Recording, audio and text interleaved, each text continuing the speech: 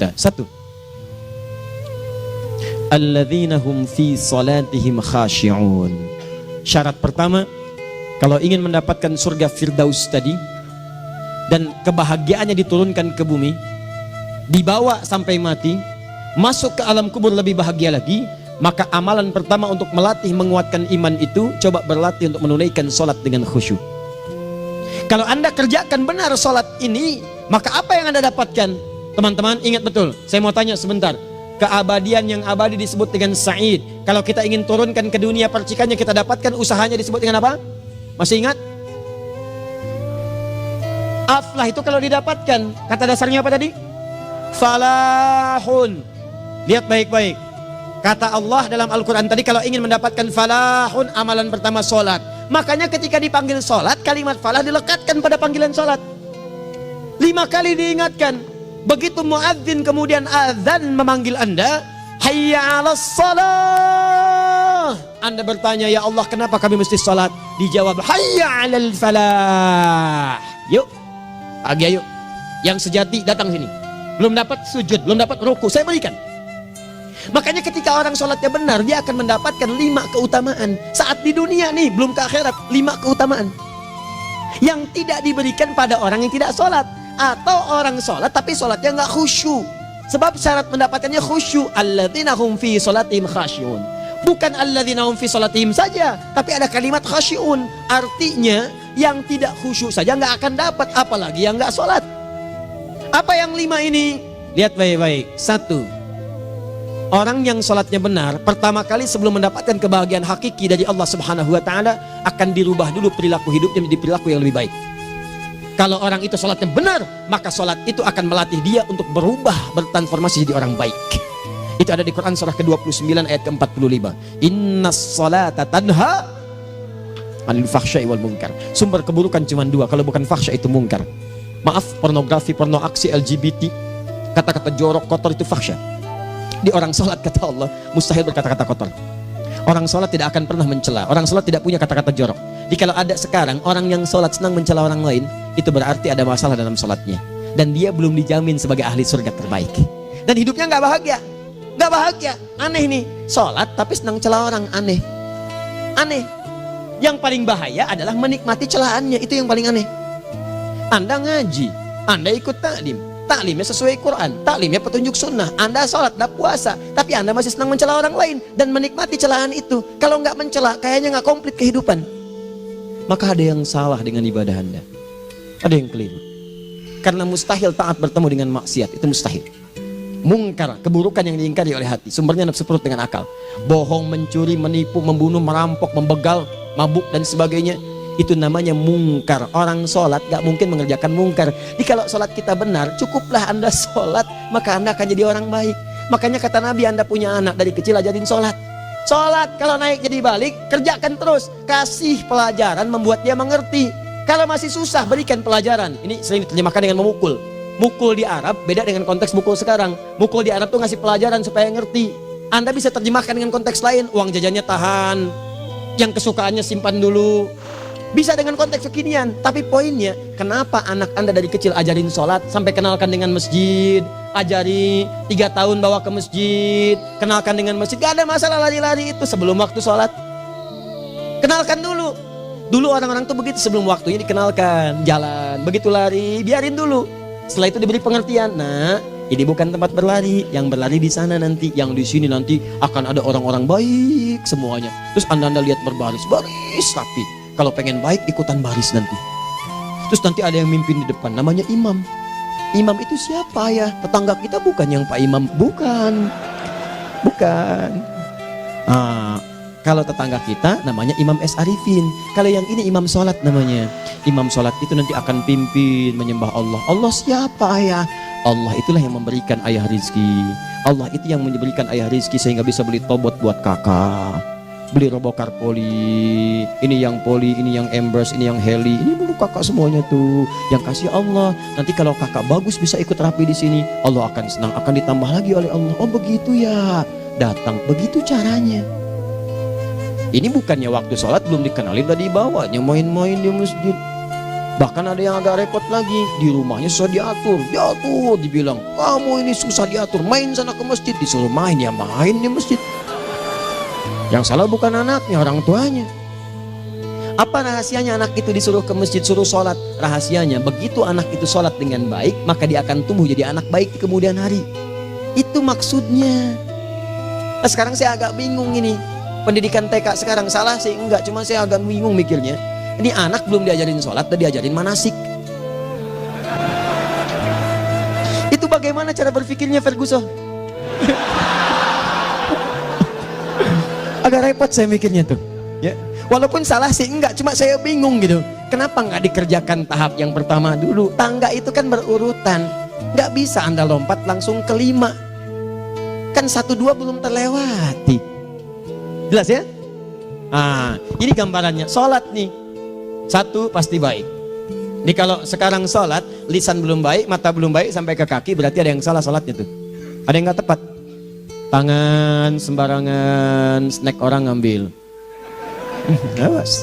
Tuh sendal orang, mau wudhu nggak ada sendal, pakai sendal orang. Udah bilang belum? Kehujanan pakai payung orang. Udah bilang belum? Ya kan gampang Ustaz. Ini kan juga mungkin diikhlaskan karena Allah. Ya ikhlas, cuman pakainya belum minjam. Bagaimana kalau sedang pegang payung itu keluar, Anda meninggal? Nah, coba mikirin ke situ. Coba ke kantor. Kalau didorong proyek yang nggak jelas, minta tanda tangan, pikirin dulu bagaimana kalau meninggal. Kemarin saya sama teman-teman artis saya katakan begini, Anda ya, kalau Anda mengaji dengan saya, jangan pernah menerima peran maksiat. Walaupun itu sekedar adegan, tapi itu maksiat. Kalau bayangkan ketika Anda memerankan itu, Anda diwafatkan oleh Allah Subhanahu Wa Taala. Maka demi Allah saya katakan tidak ada faedahnya Anda ngaji sekarang, ngaji besok. Ketika Anda menerima peran itu, Anda wafat dalam keadaan bermaksiat di hadapan Allah Subhanahu Wa Taala. Maka saya pun katakan pada Anda, ayo belajar yang betul, pahami, bangun sholat, belajar, dalami seperti orang tua kita dulu. Tinggalkan nyontek, budaya yang nggak jelas. Rasakan ketika nyontek Anda wafat, apa yang Anda dapatkan? Di Libya itu kalau nyontek, di Libya ya, ini saya pernah sekolah di Libya nih, itu kalau nyontek dibiarin aja dulu. Dan rekornya 100% ketahuan. Begitu sudah selesai, cuma jeda 2 jam, langsung ada panggilan. Si Fulan silahkan datang ke kantor. Apa yang disediakan di kantor sudah siap. Anda diberi waktu 2 jam dari sekarang, siapkan beres-beres koper Anda. Di sini tertulis Anda akan pulang. Tiketnya sudah lengkap, dikawal 2 orang. Dituliskan di situ anak ini nyontek gak boleh kembali ke sini. Libya. Gak ada, zero tolerance bagi yang seperti itu. Keluar. Kami gak terima di sini. Harusnya begitu. Gak ada faedahnya. Yang kita butuhkan amalan dari ilmu, bukan nilai-nilai itu sementara. Gak ada. Sudah. Nah ini akhirnya begini kualitasnya nih. Tertulis di ijazahnya bagus, cum laude, IPK-nya 4, tapi nggak ada aplikasinya. Yang pintar banyak, kita butuh yang baik, pintar yang baik. Sekarang yang pintar banyak, kepintarannya dipakai untuk nipu orang. Itu yang bahaya. Ahli hukum banyak yang dihukum. Ahli ekonomi tidak bisa mengangkat perekonomian. Apa yang salah? Apa yang salah? Ini yang jadi persoalan. Tapi dasar manusia begitu di sidang mulai pakai peci, pakai baju koko, pakai tasbih, ada yang pakai kerudung. Luar biasa. Nih 2. Orang kalau sholatnya benar, Allah akan berikan ketenangan dalam jiwanya. Tenang hatinya. Jangankan musibah kecil, musibah paling besar pun tenang aja dia. Tenang, dia paham rumusnya. Allahu Akbar. Turun Quran surah ke-13 ayat ke-28. Ala bidzikrillahi tatmainnul. Yakinkan pada dirimu, zikir kepada Allah membuat hati tenang. Di antara turunan zikir amalannya adalah sholat. Dari mana taunya? Quran surah ke-20 ayat ke-14. Innani anallahu la ilaha illa ana fa'budni wa aqimis salata lidzikri. Saya Allah, kata Allah ke Nabi Musa. Tidak ada Tuhan selain saya, sembah saya. Bagaimana menyembahmu ya Allah? Tunaikan salat sebagai zikir kepada saya, zikir. Nah, maka kalau Anda sedang tidak tenang, ayo ke masjid. Banyak zikir itu, baca Quran zikir. Quran surah 15 ayat 9. Inna nahnu nazzalna dzikra. Kami turunkan Al-Quran sebagai zikir. Jadi kalau Anda sedang baca Al-Quran, Anda sedang berzikir. Ibu kalau sedang gak tenang, Bu, gelisah, gak enak, gak usah mengeluh, apalagi bikin status gak karuan. Ibu wudhu, ambil mushaf baca. Begitu sedang baca ada ketenangan dalam jiwa. Berdoa, zikir. Kalau sedang gak tenang, besok ada proyek, doa dulu. Doa itu memberikan ketenangan. Makanya doa disebut dengan zikir. Quran surah ke-7 ayat 205. Wadhkur rabbaka fi nafsika tadarruan wa khifatan wa dunal jahri minal qaul. Ayo berzikir, minta kepada Allah dengan segenap jiwamu, mohon dengan penuh ketawaduan. nanti ketenangan diberikan. Menghafal Quran, baca itu zikir. Quran surah ke-54 ayat 17, 22, 32, 40. Walaqad yassarnal Qur'ana lidzikri fahal min muddakir. Menyebut nama Allah, Al-Asmaul Husna itu zikir. Sedang ada persoalan, ya Allah, ya Allah, ya Allah, ya Rahman, ya Rahim, ya Malik, ya Kudus, ya Allah, ya Allah, ya Allah, ya Allah. Zikir. Dalilnya Quran surah kedua ayat 152. Fadhkuruni adzkurkum. Sebut namaku, zikir. Apapun akan mengingatmu. Gimana menyebutnya? Ditafsir di Quran surah 17. Ayat keberapa? 110. Qulid Allah awid Rahman ayyamma tad'u falahul asmaul husna. Sebut nama Allah. Itu menenteramkan pada jiwa. Sedangkan sholat gabungan dari semua zikir tadi. Bukankah dalam sholat Anda baca Al-Quran? Bukankah dalam sholat Anda menghafal Al-Quran? Bukankah dalam sholat Anda berdoa? Bukankah dalam sholat Anda istighfar? Anda mohon digabungkan semua itu. Amalan sholat menggabungkan semua jenis zikir. Masa Anda nggak tenang juga? Makanya sholat, jangankan sholat ya, tempat sholat itu yang menenangkan. Tempat sholat, tempat paling tenang di muka bumi. Kalau nggak percaya silahkan ya, Anda sebelum masuk ke Istiqomah ini, begitu Anda masuk kan perasaannya beda kan? Lain. Silahkan cek, kalau cari ketenangan datang ke masjid. Masuk, wudhu masuk, sholat 2 rakaat tenang. Dekat kipas angin, saking tenangnya plek ngantuk tidur. Beneran, enak. Makanya saat Ramadan kalau orang pengen cari ketenangan, lihat di perusahaan-perusahaan penuh tuh musola pada tidur. Ya, mengamalkan hadis palsu. Ya, dia musaim ibadah, tidurnya orang puasa ibadah. Hadis palsu. Nah, itu teman-teman. Itu gambarannya tiga. Orang yang salatnya khusyuk benar, itu dijamin langsung oleh Allah Subhanahu wa taala akan dimudahkan semua urusan hidupnya termasuk rezekinya. Ini yang saya katakan. Jadi saya katakan tadi, di akhirat ini, di surga, rezeki tinggal ngambil. Anda kalau benar sholatnya, itu langsung dijanjikan oleh Allah. Rezeki itu nggak perlu Anda banyak pikirkan. Ikhtiar sedikit, datang. Bahkan dari sisi yang tidak Anda duga. Apa dalilnya? Quran surah ke-65 ayat 2 dan 3. Ditafsir di Al-Baqarah ayat 2 dan 3. Wa may yattaqillaha yaj'al lahu makhraja. Ada orang yang meningkatkan takwanya kepada Allah, kami mudahkan urusan hidupnya. Setiap persoalannya diberikan jalan keluar, mudah. Solusi. Setiap ada problematika, ada solusi. Wa yarzuqhu min haitsu la yahtasib. Dan kalau dia ingin mendapatkan rezeki, bahkan kami kirimkan dari sisi yang tidak dia duga. Orang lain capek ini datang lagi, tawaran proyek datang lagi.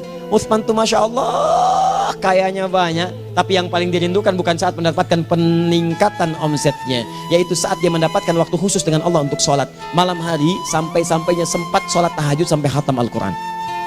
Abdurrahman bin Auf demikian, Tamim Ad-Dari demikian, sholat karena tahu sholat itu meningkatkan rizki. Karena tahu kuncinya ada di situ, Allah yang punya rizki, disebut dengan Razak, pemilik rizki. Maka saya harus punya hubungan dekat dengan Allah. Kalau sudah punya hubungan dekat, mau apa aja gampang. Belum minta, udah diperhatikan. Silahkan cek, Anda punya hubungan baik dengan bos Anda di kantor. Ya, sebelum Anda minta, beliau udah pikirin tuh. Telepon bendahara, dia udah ngambil belum gajinya? Belum Pak, tambahkan bonus sekian. Kenapa? Karena dia mengawasi Anda. Allah maha tahu dibandingkan dengan bos Anda. Mendekat kepada Allah, semua diperhatikan oleh Allah. Siapa orang takwa itu? Kalimat takwa pertama di Al-Quran Al-Baqarah ayat 2, amalannya ayat 3. Dzalikal kitabu la raiba fihi hudal lil. Siapa mutakin itu? Ayat 3-nya. Alladzina yu'minuna bil ghaib wa yuqimunas shalah. Gampang. Kalau pengen mudah hidupnya gampang. Biaya nggak mahal, tenaga nggak banyak, tingkatkan takwa nih. Jadi kalau hidup Anda masih susah, di kantor champion, di rumah tangga bermasalah terus, atau sebaliknya, maka boleh jadi kalau gelar Anda tinggi, harta Anda banyak, tapi selalu punya masalah. Bukan Anda kurang hebat, bukan Anda kurang kedudukan, bukan Anda kurang kaya, Anda kurang takwa. Dan yang paling dahsyat, mungkin sholat Anda belum berkualitas. 4. Orang yang sholatnya benar, khusyuk dia. Bahkan saat sholat itu kalau dia minta, maka seketika doanya akan dikabulkan. Tanpa diskusi, langsung seketika. Contoh, Quran surah ketiga ayat 38-39. Demi Allah saya katakan, Nabi Zakaria punya masalahnya pelik. Sudah berumah tangga, istrinya divonis monopos, maaf bahkan mandul. Gak mungkin punya keturunan. Maka apa yang beliau kerjakan? Secara singkat beliau sholat. Begitu sholat minta kepada Allah. Hunalika da'a Zakaria rabbah. Di mihrab itu beliau bermohon kepada Allah. Bermohonnya sambil sholat. Qala rabbi habli min ladunka dzurriyyatan thayyibah innaka sami'ud du'a. Ya Allah, mereka katakan saya nggak mungkin punya keturunan. Sekarang saya ingin katakan, ya Allah, saya hanya minta darimu saja, saya nggak akan dengarkan mereka. Ya Allah, mohon Engkau maha mendengar, ya Allah. Maha mendengar doa saya. Kalau kepada yang maha mendengar aja nggak mengabulkan, kepada siapa lagi saya mesti minta? Apa yang terjadi? Fanadatul malaikatu wa huwa qa'imun yusalli fil mihrab. turun malaikat mengabarkan, sedangkan beliau masih sholat, belum selesai dalam sholatnya. Sholat khusyuk itu belum selesai sholat aja dikabulkan, doa sudah turun. Sholatnya belum selesai, doa sudah dikabulkan. Annallaha yubashshiruka bi Yahya, Allah kasih kabar gembira, doa kamu didengar, dikabulkan, kamu akan punya anak, namanya langsung dari Allah Yahya, artinya hidup yang mustahil menurut manusia. Lahir seorang dari rahim perempuan yang menepus dan mandul, bayi yang hidup, kata Allah nggak ada yang mustahil bagiku, jadi dan jadi dia. Berita baiknya, Nabi Zakaria sholat dikabulkan. Umat Nabi Muhammad sebelum sholat sudah ditunggu oleh Allah, mau minta apa aku kabulkan sekarang. Hadisnya qudsi, saya bacakan. Hadatsana qala Rasulullah sallallahu alaihi wasallam, qala Allah azza wa jalla, qasamtu shalah baini wa baina abdi. Kata Allah, saya bagi dua ya salat antara aku dengan hambaku. Wali abdi ma sa'ala. Kalau hambaku benar salatnya, aku berikan apapun yang dia minta sekarang. Idza qala al-abdu alhamdulillahi rabbil alamin. Bagian pertama, kalau hamba benar membaca Al-Fatihahnya dari alhamdulillahi rabbil alamin, kalau Allah azza wa jalla dijawab oleh Allah, hamadani abdi, hambaku sedang memujiku. Wa idza qala ar-rahmanir rahim, jika hambaku berkata ar-rahmanir rahim, kalau Allah azza wa jalla asna alayya abdi, hambaku sedang menyanjungku. Wa idza qala maliki yaumiddin, kalau Allah azza wa jalla majjadani abdi, kalau hambaku mengatakan maliki yaumiddin, kata Allah hambaku sedang mengagungkanku. Perhatikan sekarang. Wa idza qala al-'abdu iyyaka na'budu wa iyyaka nasta'in, jika hambaku berkata sekarang, ya Allah, kami sekarang ibadah, sholat menyembahmu, dan kami sekarang sedang punya masalah, kami hanya minta tolong kepadamu ya Rabb. Apa jawabannya? Beda dengan sebelumnya. Kata Allah, hadza baini wa baina abdi, inilah perjanjian antara aku dengan hambaku. Wali abdi, kalau hambaku benar khusyuk sholatnya sampai detik ini, baru sampai Al-Fatihah itu pun belum tuntas, baru sampai Al-Fatihah itu pun belum tuntas. Kalau benar bacaannya betul, sholatnya dari takbir sampai dengan selesainya, sampai ayat itu iyyaka na'budu wa iyyaka nasta'in, kata Allah, masalah apapun yang dia minta sekarang aku akan kabulkan. Besok saya kasih rahasia yang di KBP, ada awal pembuka di awal sebelum Al-Fatihah yang kalau anda benar bacanya itu pengantar kepada pengabulan doa di Al-Fatihah. Apa itu? Besok. 5. Yang kelima ini yang paling diharapkan, dan ini penutup dalam kajian kita malam ini. Teman-teman sekalian, perhatikan baik-baik. Jika anda benar mengerjakannya, maka Allah akan jamin langsung anda akan mendapatkan kesuksesan dan kebahagiaan di semua aktivitas anda. Kalau jadi suami, suami yang sukses, rumah tangga yang bahagia. Kalau jadi pegawai, pegawai yang sukses, dan di kantor bahagia. Masih ingat? Kesuksesan yang menghadirkan kebahagiaan, konteksnya dunia disebut dengan falah, dipegang disebut dengan aflah. Dikembalikan lagi ke atas, ke surah ke-23 ayat 1 dan 2. Qad aflahal mu'minun. Apa amalannya? Alladzina hum fi salatihim khashi'un. Persoalannya, kalau anda sholat belum mendapatkan satu di antara 5 ini, apa masalahnya? Pertama masalahnya, kata Al-Quran, boleh jadi yang sholat itu belum khusyuk. Apa itu khusyuk? 2 maknanya, dan saya tutup di sini. Apa yang 2 itu? 1, kebanyakan orang sholat masih membawa dunia dalam sholatnya. Makanya kalau pengen khusyuk, kata Allah, maka anda rasakan akan bertemu Allah. Rumusnya Quran surah kedua ayat 45 sampai 46. Rasakan secara singkat, mungkin itu sholat terakhir yang anda akan kerjakan dalam kehidupan. Mungkin di sholat itu anda wafat. Kata Allah, alladzina yadhunnuna annahum mulaqu rabbihim. Orang khusyuk itu sudah kelihatan dari sebelum sholat, dia sudah merasa persiapan menghadap Allah. Persiapan ke manusia aja, dia sudah siap-siap, mandi dulu, ganti pakaian, pakai parfum, macam-macam dan sebagainya, hanya memenuhi undangan manusia. Allah mengundang anda 5 kali dalam sehari. Ya maaf, mengabulkan doa anda, mencukupkan kebutuhan, menyembuhkan kalau sakit, disiapkan anda. Harusnya apa? Penampilan sempurna. Kata Quran, orang khusyuk itu kelihatan sebelum sholat, pakaiannya kelihatan. Quran surah 7 ayat 31, ya bani Adam khudhu zinatakum inda kulli masjid. Hai anak cucu Adam, kalau tiba panggilan dari masjid, kenakan pakaian terbaikmu. Di anak cucu Adam tuh kelihatan. Kalau orang khusyuk begitu azan kelihatan pakaiannya lain. Pakaiannya indah. Khudhu zinatakum, kenakan pakaian terbaikmu. Dipakai, bertemu Allah. Bertemu manusia aja pakaian bagus-bagus. Ini aneh ya, ada orang salah ibadah aja. Orang salah ibadah pakaiannya bagus-bagus. Lihat nih hari-hari tertentu, besok tuh orang mau ke tempat masing-masing tuh. Ada yang pakai jas, pakai dasi, pakai batik, pakai kebaya, anaknya dibawa, dikuncir 2, bawa manisan macam-macam. Mau salah ibadah aja tampilan bagus. Masa antum yang benar ibadahnya nggak bagus? Bedakan pakaian futsal, pakaian sholat ganti dengan yang sholat. Ini gimana pakaian sholat pakai pakaian futsal? Depannya gambar Messi, belakang Ronaldo. Repot. Malaikatnya juga bilang, kamu salah baju, harusnya Luka Modric.